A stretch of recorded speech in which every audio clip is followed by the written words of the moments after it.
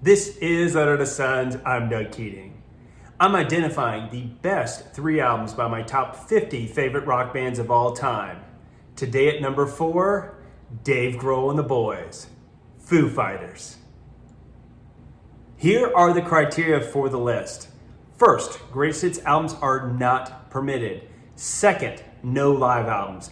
I will note for the record, Foo Fighters, one of the best live bands I have ever seen. Dave puts on a show.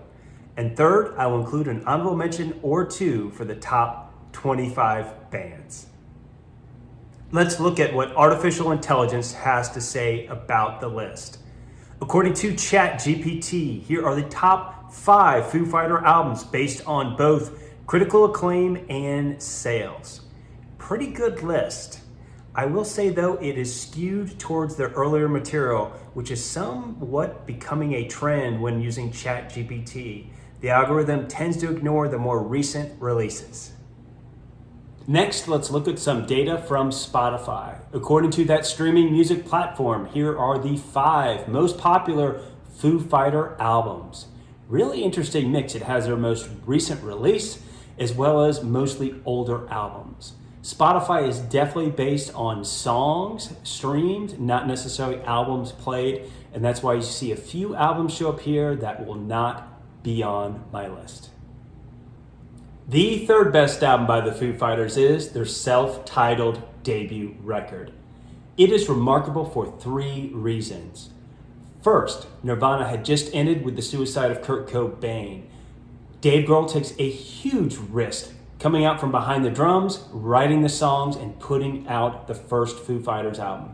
Second, Dave Grohl plays all of the instruments, which is just astounding. He wrote all the music and played all the instruments.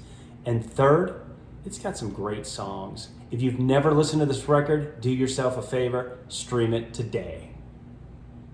The second best album by the Foo Fighters is The Color and the Shape. Their follow-up to the debut record, proving that one was not a fluke.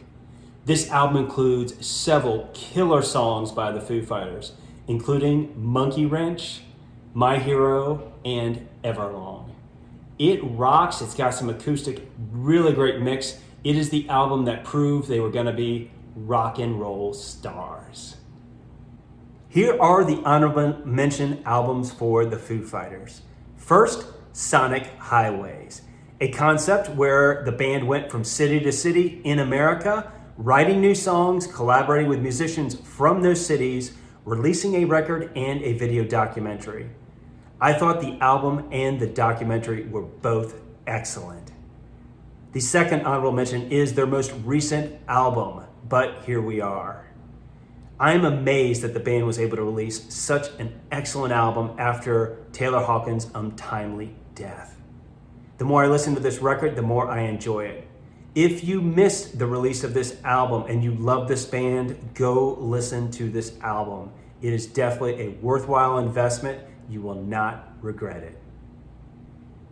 The best album by the Foo Fighters is called Wasting Light. I love this album. Dave Grohl thought they were getting a little bit too sophisticated, decided to record the record in Dave's garage with old school equipment, and the results are really amazing.